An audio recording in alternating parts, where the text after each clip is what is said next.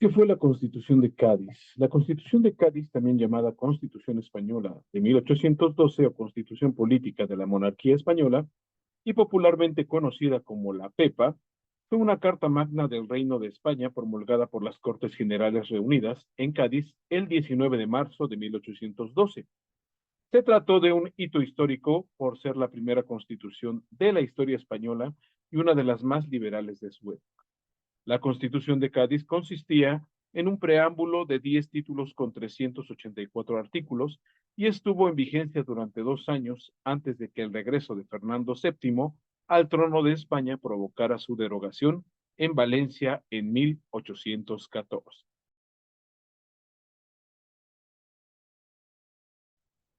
Fue recuperada brevemente entre 1820 y 1823, durante el periodo conocido como el Trienio Liberal, y nuevamente en 1836 durante un gobierno liberal progresista que luego la reformó y redactó la Constitución Española de 1837.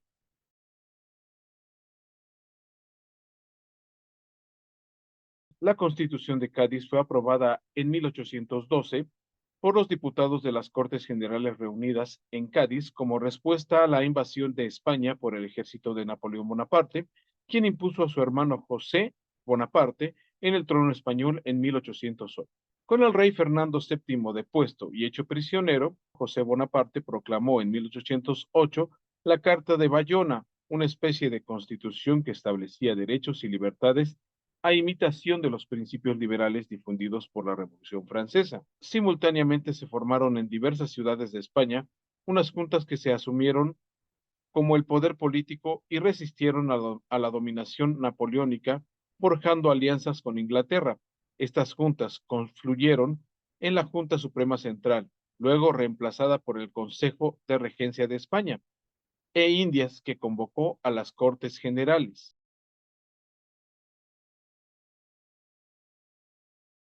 La Constitución de Cádiz tuvo una vigencia breve, de apenas 2 años. La derrota napoleónica en la Guerra de Independencia permitió el retorno al trono español de Fernando VII en 1814, quien derogó la Constitución y disolvió las Cortes, junto con la detención de los diputados liberales, con el objetivo de volver a instaurar el absolutismo y revertir la importante cantidad de cambios modernizadores que la Constitución de Cádiz había implementado.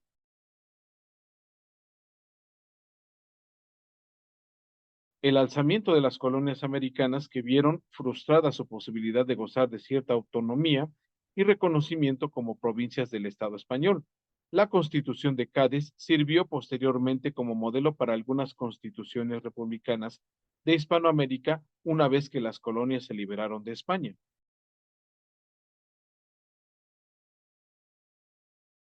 La Constitución de Cádiz volvió a entrar en vigencia en 1820, cuando Fernando VII se vio obligado a restablecerla tras el pronunciamiento de Riego, que dio inicio al Trienio Liberal 1820-1823, luego de la reacción absolutista que volvió a derogar la Constitución de 1823, sobrevino un nuevo periodo liberal que la adoptó en 1836 bajo la regencia de María Cristina de Borbón y que desembocó en la reforma que dio origen a la Constitución de 1837.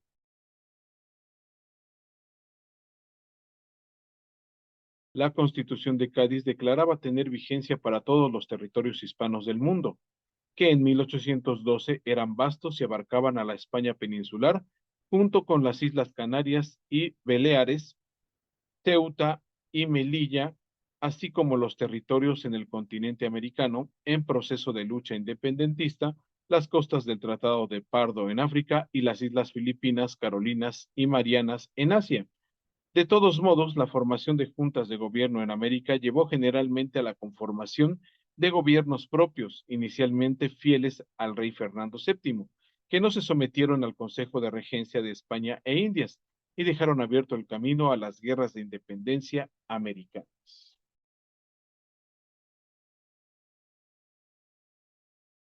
Fue su declaración de que la soberanía residía en la nación y no en el rey, y que éste era monarca por gracia de Dios, pero también por la Constitución. De este modo, se pasaba de una monarquía absoluta a una monarquía constitucional con separación de poderes.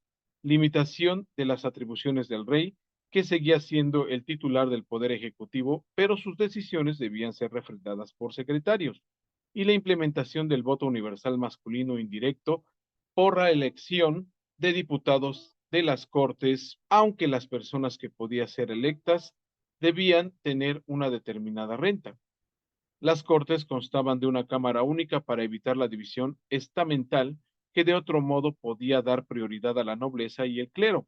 Este nuevo orden constitucional le otorgaba la ciudadanía española y la igualdad de derechos jurídicos a los ciudadanos tanto peninsulares como ultramarinos que pasaban a formar parte legalmente de una sola nación con presencia en los dos hemisferios.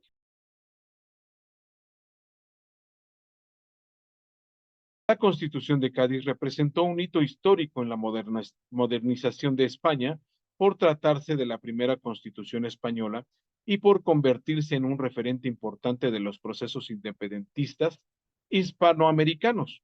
No solo fue restablecida durante el trienio liberal 1820-1823 y como antecedente de la Constitución de 1837, sino que influyó en el pensamiento liberal y en otras experiencias constitucionales españolas a lo largo del siglo XIX. Además, fue recordada con orgullo por las poblaciones de Cádiz, ya que fue promulgada en el contexto de la resistencia contra el ejército francés. Un monumento fue construido en la ciudad en 1912 para conmemorar el primer centenario de la Constitución. La primera de las cuatro etapas de la independencia llega a su fin con el fusilamiento de Hidalgo, Allende y Aldama. José María Morelos y Pavón sería protagonista de la segunda junto a Ignacio López Rayón y otros destacados insurrectos independentistas mexicanos. La parte sur de la Nueva España es el escenario donde la insurgencia protagonizaría el intento de instaurar un gobierno, instituyendo la llamada Junta Gubernativa de América en Zitácuaro, Michoacán. López Rayón, José María Lisiega y Sixto Verduzco, líderes de la Junta, abogaban por un gobierno autónomo, pero aún a nombre de Fernando VII. La Junta intentó unir los esfuerzos de los insurgentes hacia un objetivo común. Con el ataque ordenado por el virrey Venegas a Zitácuaro, las aspiraciones de la Junta fracasaron por los puntos políticos redactados por Ignacio López Rayón. Como proyecto de constitución serían retomados más adelante por los firmantes de la Constitución de Apatzingán. Después de la muerte del sacerdote y revolucionario Miguel Hidalgo y Costilla durante la primera etapa de la Guerra de Independencia de México, le correspondió la responsabilidad de dirigir política y militarmente el movimiento independentista al cura de la población mexicana de Carácuaro, José María Morelos y Pavón.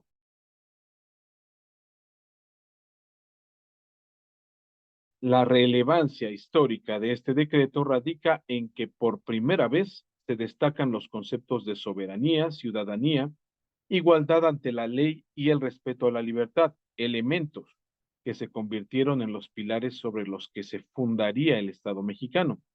También se pretendía que los bienes se repartieran de manera correcta y justa, protegiendo a los más desamparados durante el siglo XIX. José María Morelos y Pavón fue uno de los principales actores para que la Constitución de Apatzingán se concretara.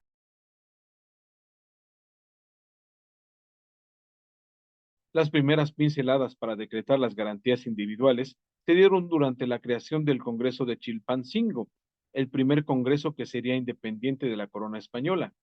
Morelos desempeñó un rol importante desde ese momento, pues fue gracias a su llamado que el Congreso de Anáhuac, como también se le conoce, se concretó el 30 de junio de 1813.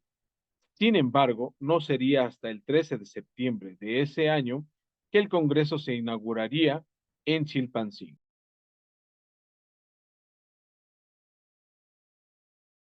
En esta constitución destacaba el reconocimiento de la religión católica, así como los conceptos de soberanía, ciudadanía, igualdad ante la ley y respeto a la libertad.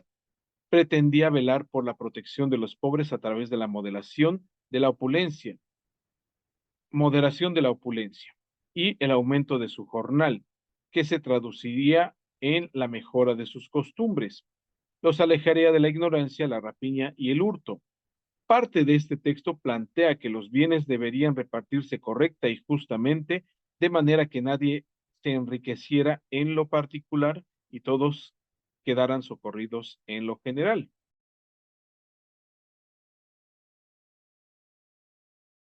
Se componía por tres personas: José María Cos, José María Liceaga y José María Morelos, en igualdad de autoridad y responsabilidades con una alternancia de cada 4 meses. El objetivo era garantizar la protección de los derechos de libertad, propiedad, igualdad y seguridad. Ante ello, se expresaba explícitamente la independencia absoluta en relación con España, ya que no reconocía a Fernando VII como soberano.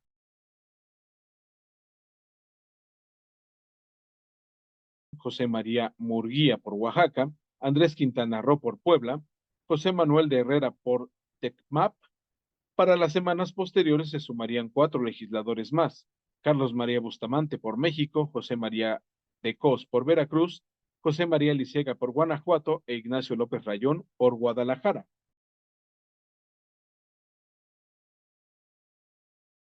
Tras la instauración del Congreso, y al declararse la independencia de América septentrional, el 6 de noviembre de 1813, los diputados firman la Constitución y terminan con 3 siglos de dominación colonial. Es importante señalar que los legisladores tomaron como base las constituciones de Cádiz, la de Estados Unidos y la de Francia de 1791. Fue hasta el 22 de octubre de 1814, en la ciudad de Apatzingán, cuando el Congreso promulgó el documento que también se conoce como Decreto Constitucional para la Libertad de América Mexicana, sancionado en Apatzingán a 22 de octubre de 1814.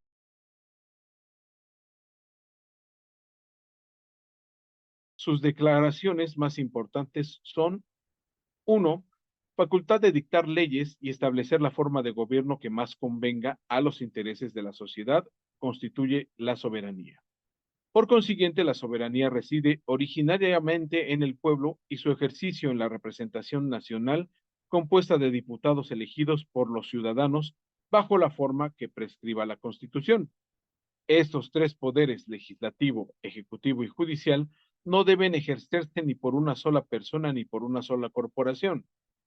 Se reputan ciudadanos de esta América todos los nacidos en ella. La ley debe ser igual para todos. Todo ciudadano se reputa inocente mientras no se declare culpable. Las provincias de la América Mexicana, México, Puebla, Tlaxcala, Veracruz, Yucatán, Oaxaca, Tecpan, Michoacán, Querétaro, Guadalajara, Guanajuato, San Luis Potosí, Zacatecas, Durango, Sonora, Coahuila y Nuevo Reino de León.